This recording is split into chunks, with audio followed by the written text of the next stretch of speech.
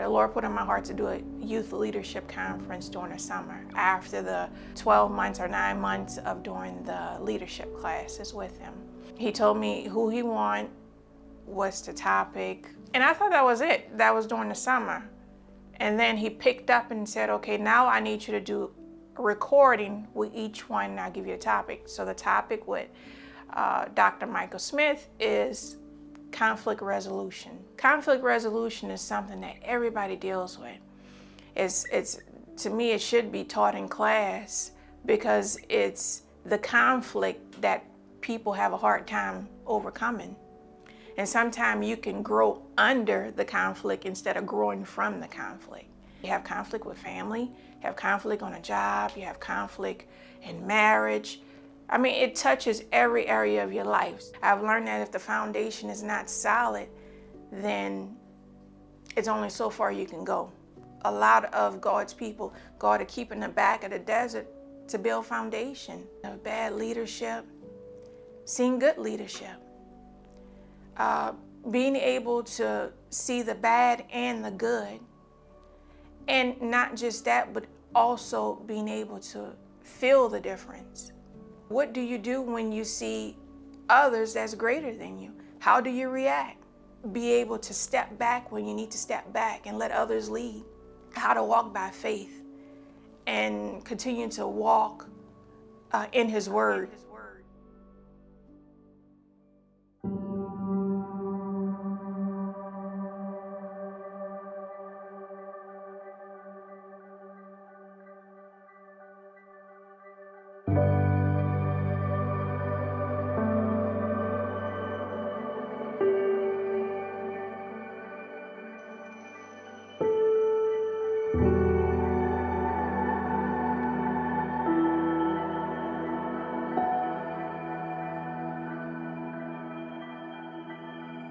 And continue to walk in His Word. I heard someone say, it doesn't matter if it's, God says day is day. And then they said, you do know that daytime starts in the dark. So if God said it's a new day, it's a new day. It doesn't matter how it looks.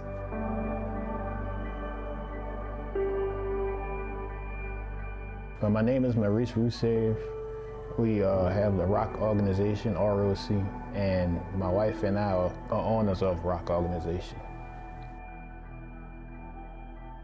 Jesus walked on the earth, He always helped people, so I'm mounting after Him.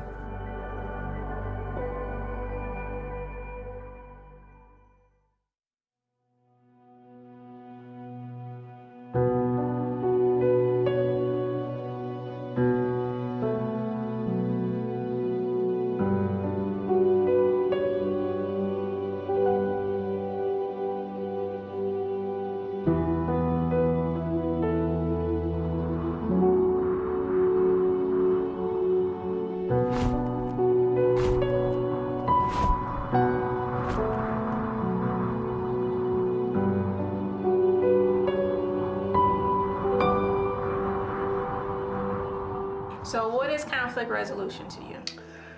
To me, being able to diffuse any state of conflict so someone won't be combative or get into a combative nature that's verbally or physically. Mm-hmm. And it's our job to make sure that we diffuse that. There are different ways that you can do that. What do you think makes a difference with mature leadership as opposed to leadership? They're not bad, but they're just not mature. And the difference with that is you're not leading out of emotions. Mm-hmm. Yeah. The difference between a good leader and a bad leader, if you're not leading out of emotions. The emotional part of me would have stopped loving people.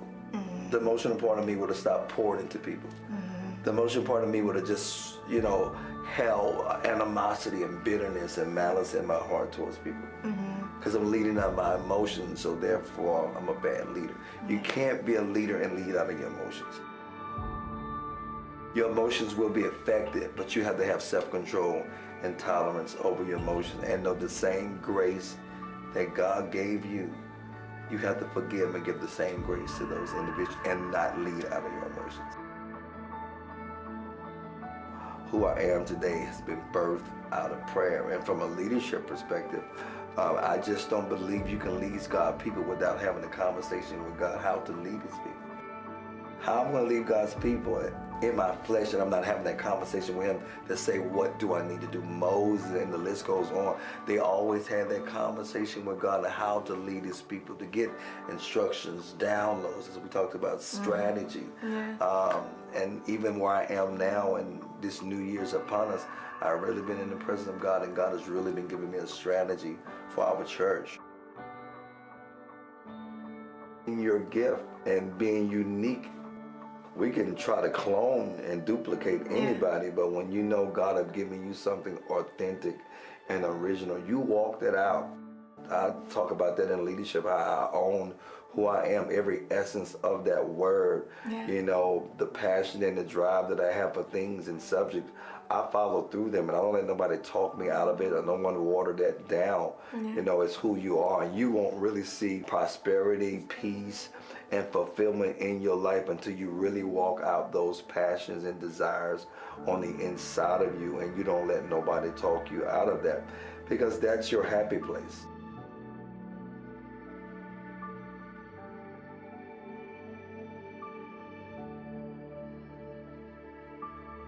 That would bring you joy. That would put a smile on your face. And there are so many people that's not walking in their purpose, not walking in their assignment because it's not trendy. It's not popular. Everybody's not doing it, so they'll do what everybody is doing. And you see a lot of duplication these days. You see everybody mirroring somebody, and that's why the spirit of competition is out in the hour that we're living in, because nobody's owning their true identity. I think it's so important in the hour that we're in, where you have a strong social media presence. If you think about people that made an impact in this community, in this world, they own their originality. They traded that whole little process out. You know, they dug new grounds, they developed new wells, and the list goes on. And that's where the difference came in.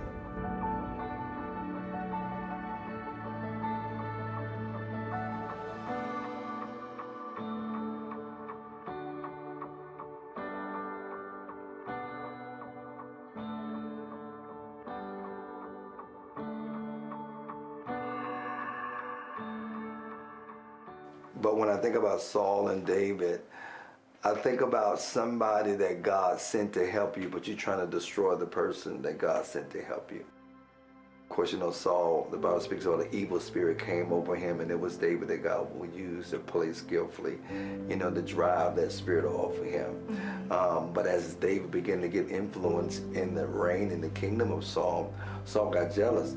One day they came back from the battle against the Philistines, and the Bible speaks about Saul has killed 1,000, but David has killed 10,000.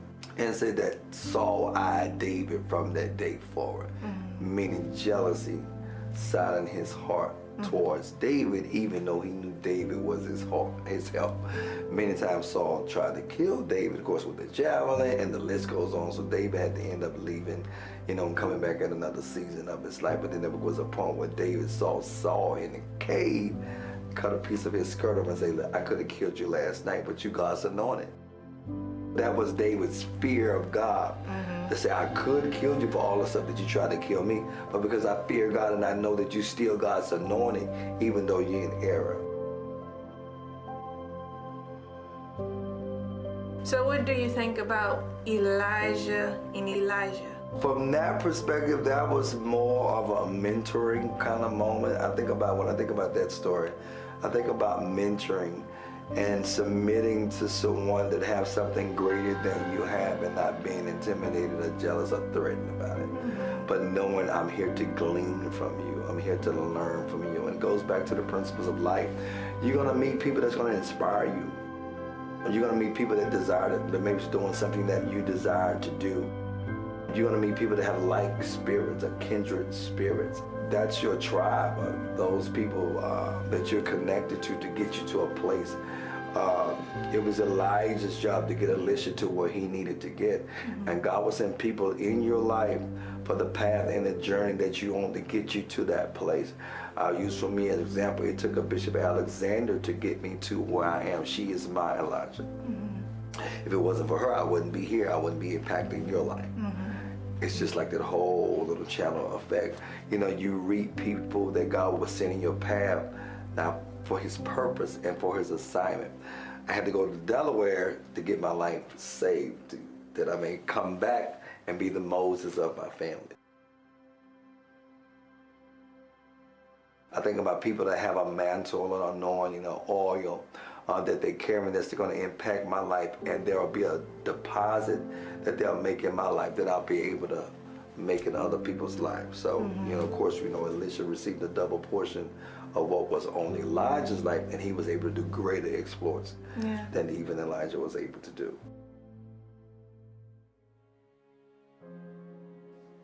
An elder, apostle, bishop with no titles that are doing just as impactful and great works in the community, you know, than people who are with titles. You know, I know some for sure that's doing a lot of work in our community, from developing our communities, from helping the homeless. The list goes on, and they don't have titles. They just have a heart, and they got an assignment for God, and they're walking that thing out. So many, we think about like Mother Teresa and the work that she do. How many of you know what Mother Teresa? She did a lot of going overseas and feeding different people. And sometimes we try to divide people by their beliefs. Well, one thing that you always will admire about someone is good. You can't deny when people do good. Right?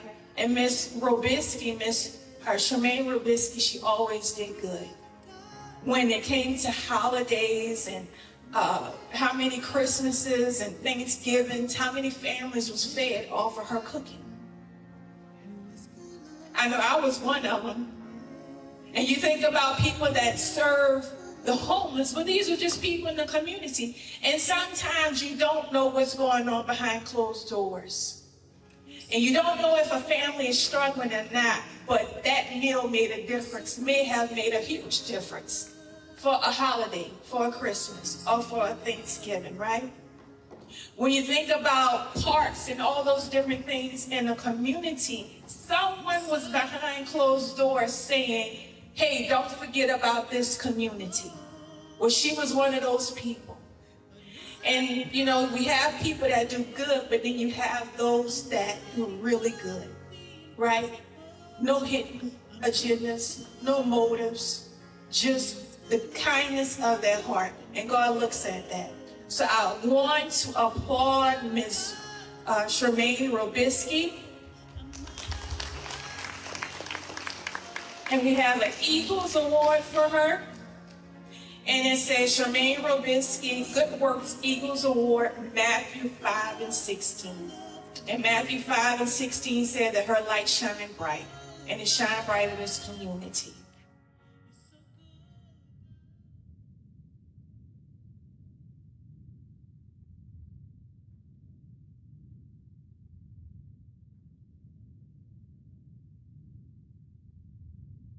As a mom, my mom fostered my gifts. She saw the things that I was good at, the things that I loved doing, and found ways with her limited means to give me access to those things because she knew that these were things that would allow me to prosper. Transferring that over to just life as a mother and a wife. I've been married now 13 years. We have 4 incredible kids. And you know, I feel like there's seasons for everything, right? I enjoyed my 20s, but I always knew that I wanted to be a mom. But I know that I wanted to have the exposures, and I say play overseas and kind of live a little bit on my own terms independently, because I'd seen my mom be an independent woman. My dad, at the core, is a good person, but had trauma, right? And so she had to be overcompensating in a lot of ways to fill that void. And so I wrote a letter to Christ. I always, when I talk about my marriage, I wrote a letter to Christ. I had been in a relationship for a long period of time, for about 7 years with my college sweetheart, a great guy, but he just wasn't the person for me. I'd done some modeling. I played international sports, and so wanting to like give that piece of my life to God, right? And so, okay, Lord, I want you to help me find a mate, because even though I thought this was the one, it really wasn't. And I want, my business at that point, I had created an agency for talent and modeling in Chicago, which was where I was living at the time, and I'd come to Baton Rouge, and fast forward, I was like, I want my family dynamic to increase with my mom and my siblings, because I hadn't been in Baton Rouge for so long. So, I mean, when you lived all over, you kind of I honestly thought I'd stay away from Louisiana, not for the reasons that I didn't love Louisiana. I just thought, people live in Baton Rouge, it can be very limited. There's a lot of larger cities where you have exposure. God had different plans. And so I came home, I wrote my letter to Christ, I put it in a drawer. I said, I also, Lord, I want, you to know these are the things that I would like to have in a mate. I want him to know you, want a family, want, somebody that, I could talk sports with, but also grow business-wise with, who loves his mom, because I think that's important. You look at the reflection of a man and how they treat their mother ultimately is how they're going to treat you. Yeah. And I met my husband 3 days later. I'm very intentional when it comes to my time. So, I know that, what matters most is seeing my children thrive. And I say the sacrifices of a mom, because my mom didn't have somebody helping her. I realized as a mom, wife, that, it is our role to make sure that, my kids are okay mentally, spiritually, and my husband is completely present. We're very, very similar. I mean, we have some differences, don't get me wrong, because in his differences are a lot, his strengths are in some areas my weaknesses, which help us from a balanced perspective. But we are both completely excited to raise 4 kids and to be 13 years in and be happily married.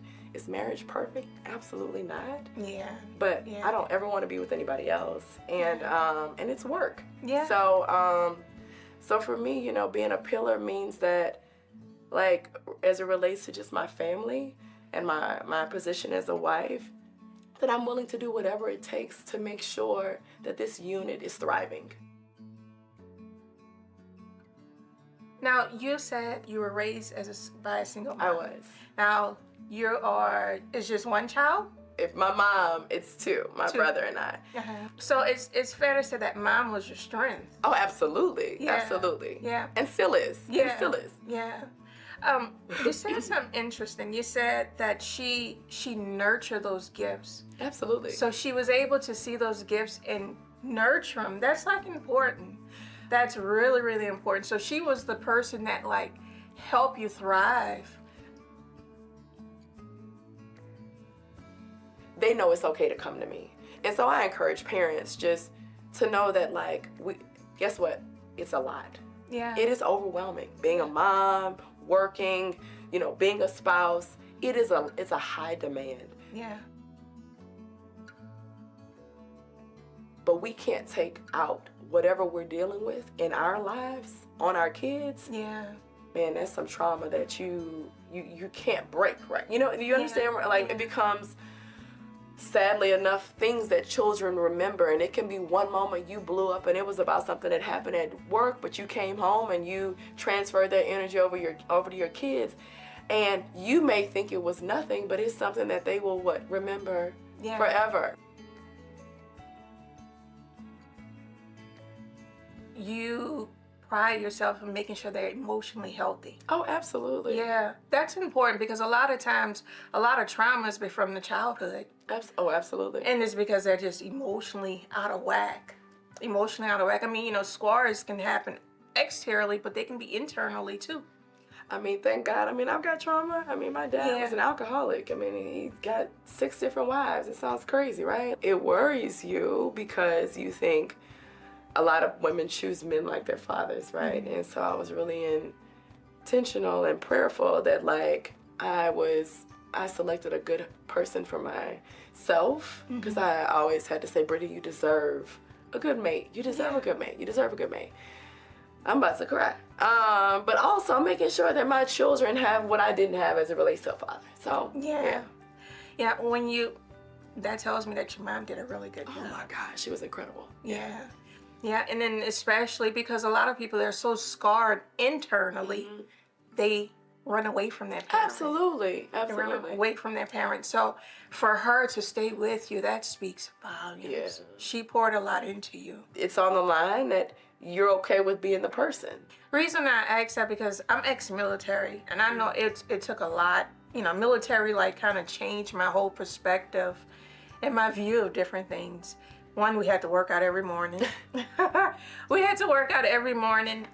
Social skills, being able to lead, and being able to just have that discipline to do things. It kind of altered my personality, but it altered it in a good way. So that's why I was like, okay, sports it's not the same, but No, but there's still discipline. Yeah, I had to wake up for 6 a.m. workouts, twice a day workouts. Like, I didn't have a choice. This was how I was going to continue to allow my tuition to get paid. I'd have to wake up then at like 4 a.m. and do extra work if I was late. So it taught me discipline. You're right. And I think that, being in the military, for sure, there's a level of discipline that you obtain that allows you to say, okay, if this is something that I want to do, I've got to apply that same discipline.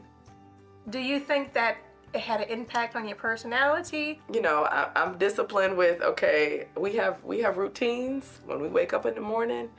My kids, now, they're still kids. Because I might be like, son, what is your first thing you're supposed to do? Brush your teeth. I mean, he has all that, but he takes the dogs out. That's his responsibility. So he might forget to take the dogs out. Dude, you got to take the dogs out. It is what it is. You got to let the dogs out, fill up the dog bowl. My kids fix breakfast. They pack their lunches. Some people are like, your kids do all of that? Absolutely. Yeah.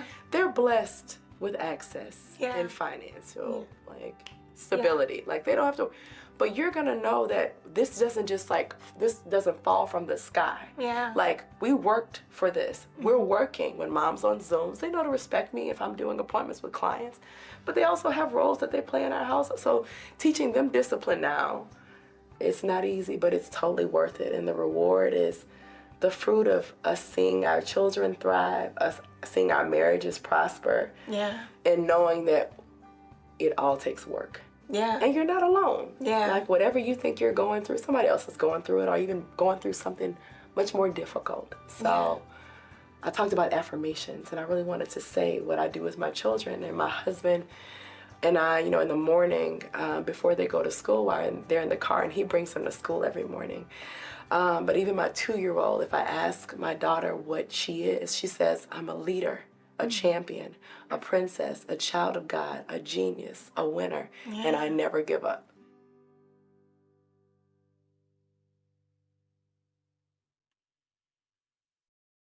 People say that I'm foolish for how I trust you.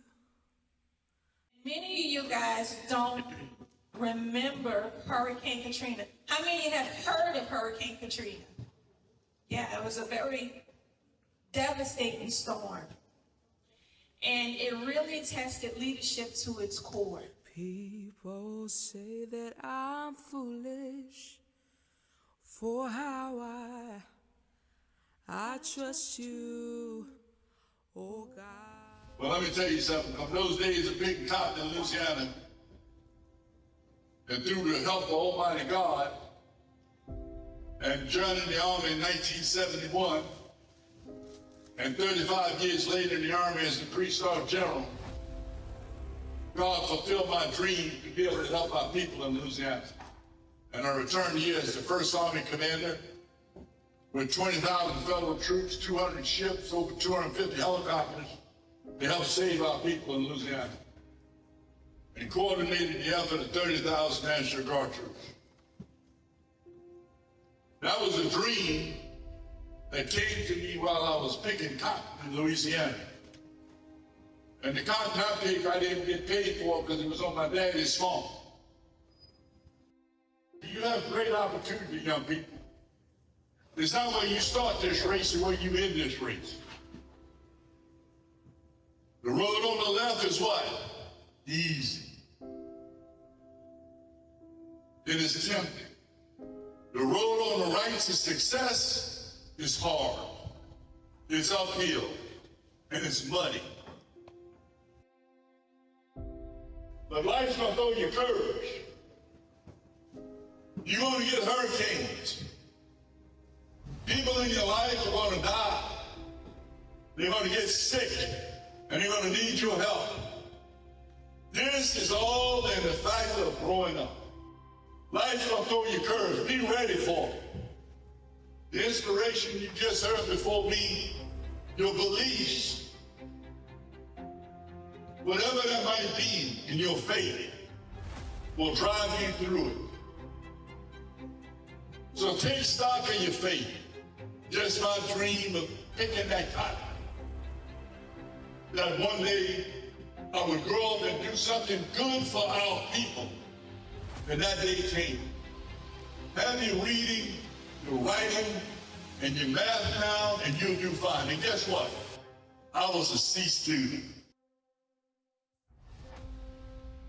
The road on the left is what? Smooth and easy. It will draw you in. The road on the right is uphill, it's rocky, it's bumpy, and it's muddy. It's going to be hard. The decisions you make right now, believe it or not, in middle and high school, will determine what happens for the rest of your life. I chose the uphill, bumpy, rocky, muddy road. That's just a challenge. The only thing between you and greatness is the challenge, but I'm one of the proofs that you can do it. Don't let anybody outwork you. People say that I'm foolish for how I trust you, my God. My name is Dr. Marquis Phillips. Right now, I'm mainly focused on leadership of young African American males. I am the executive director of the Russell Honorary program located at Southern University in New Orleans. And these young men that we recruit from the high school area, they have to have leadership traits. We select these young men. They get a 4-year scholarship to come to Southern University at New Orleans, and we develop them. So giving them life skills, corporate skills. How long has the program been up and running? Yeah, we just celebrated our 10-year anniversary. It was founded in June 2012. We have a 89% graduation rate. All the young men in our program necessarily don't require high ACT scores to receive the scholarship. So these young men are C-average students. We call them hidden gems. Yeah. And we give them that support to say, anybody can make it. And we pour into you, I know you can do it. So we give them that support, and that's some of the financial support that they receive. But they also have mental support. So how did it come about where y'all started to do this for the community to help the Black African American men out? General Honorary and our past president, Southern University system, it was a need. Right now, nationwide, there's only 34% of African American males in college. It wasn't always like that. Yeah. We had a lot of young men going to college. Well, around this time, the millennial area, there's not that many young men going. Yeah. So we try to find out what we could do to increase those numbers.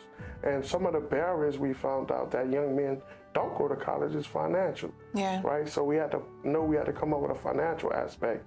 The other part about it is mental, right? Sometimes they don't feel like they belong, or they don't have a safe space when they go to college, because this is not what they're used to. What do y'all do in the community? We're called upon for different things. Just past hurricane season, this year and last year, we was out with, at the time, Councilmember Jay Banks.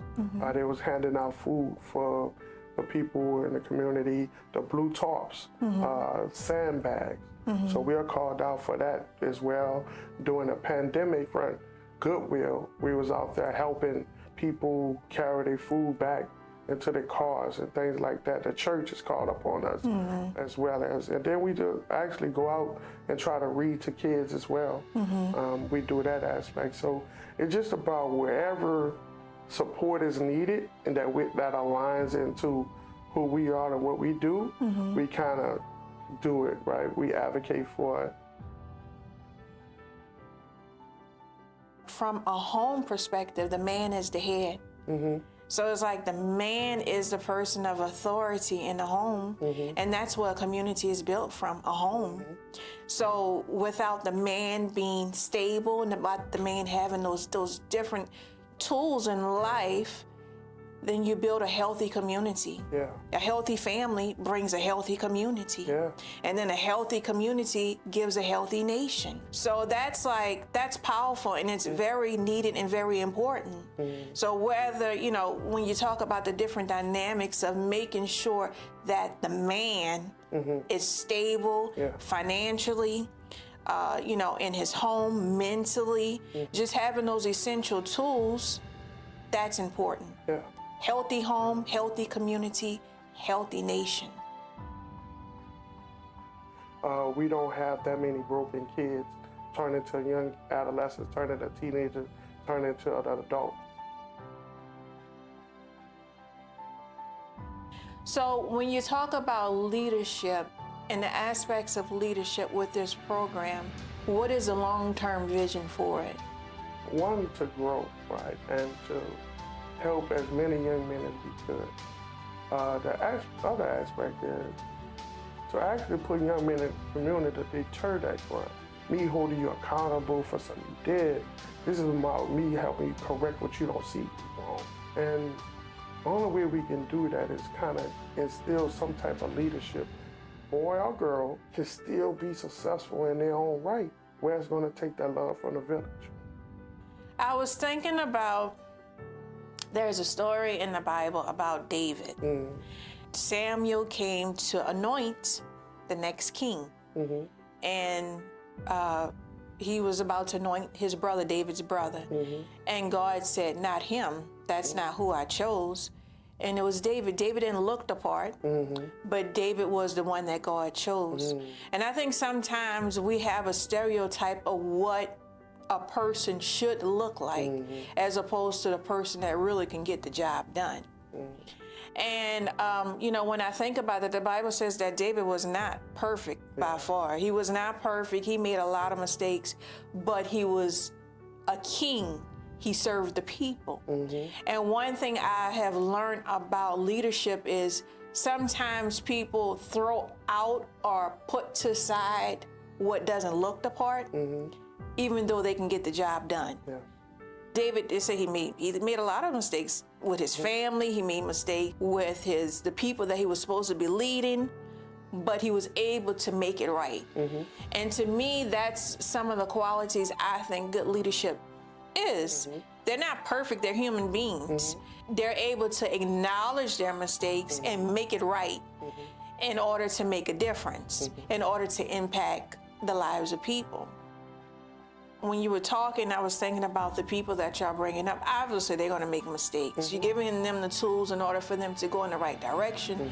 But they're human beings. They make mistakes. But those mistakes could turn into something so valuable because they're able to teach others, okay, this is a mistake I made. Let me keep you from some heartache and some, a hard life if you can just think about your actions and go into the right direction. And that's why I say that with men in regards to they're the head of a house. So it starts in the home, healthy emotions. If you have healthy financial situation, if you're able to give them the tools in order to thrive, then you'll have a healthy family. And then if the family is healthy and you're able to give back and serve and do good in the community, then you have a healthy community.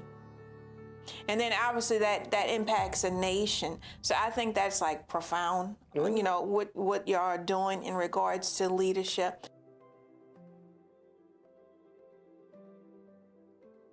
There was a guy named Favor. He was the rapper for the kids, a Christian rapper. And he was also in New Orleans, caught up for the storm. So he had a personal experience that, you know, that was like a heart-to-heart type thing. Like, I mean, that was like a low point in my life. A lot of people. And he came through. So, you know, General Honoré is like that person, very strong personality, but leadership, you know, wisdom is known by its fruit. The leadership speaks for itself, because when people are touched and they're like, that was a hard time and we really needed somebody to get the job done, he came through, and the leadership speaks for itself. So, you know, that's like the second person that said, man, thank you. Thank you for coming through. Thank you for your yes, for helping. And they were all men. And he makes a profound impact on men. Which is the head, which is the foundation, you know, the foundation for a household. So that's important. That is very important.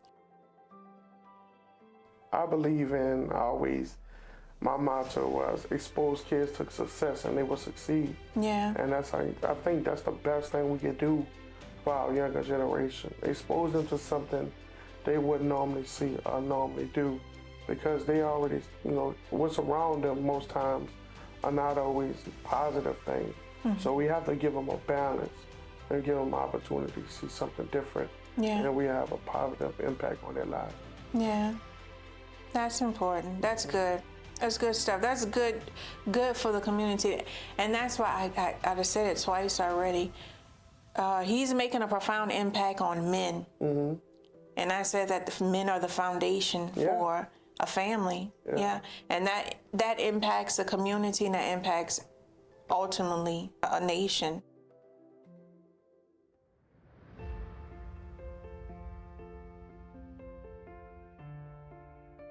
How did you pivot? How did you change direction?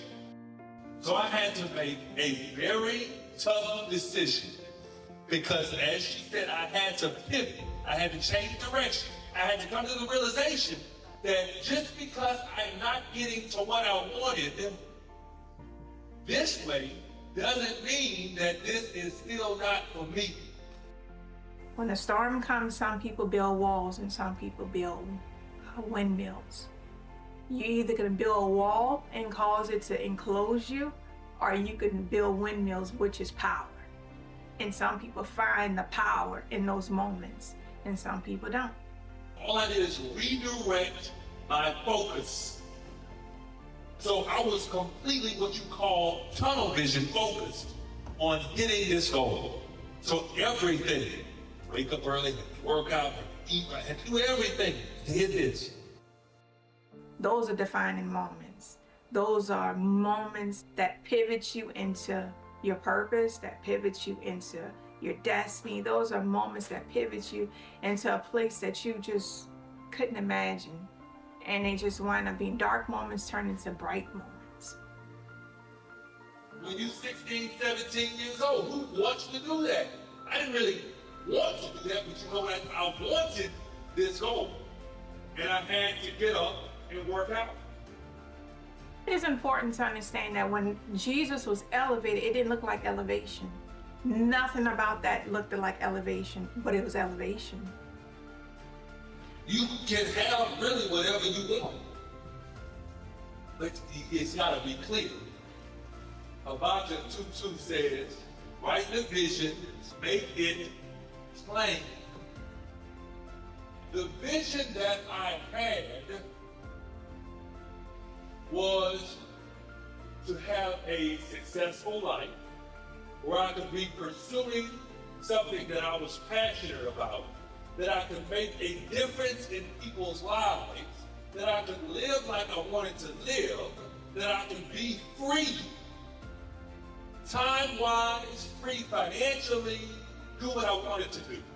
But even in it happened in one way, guys, my vision still was not as big as the vision that God has for me. And then another thing came in front of me, another opportunity came in front of me that was really out of my realm of what I even thought was possible. Money cannot determine who you are. But I wanted to be someone who was able to make an impact beyond just staying a cradle.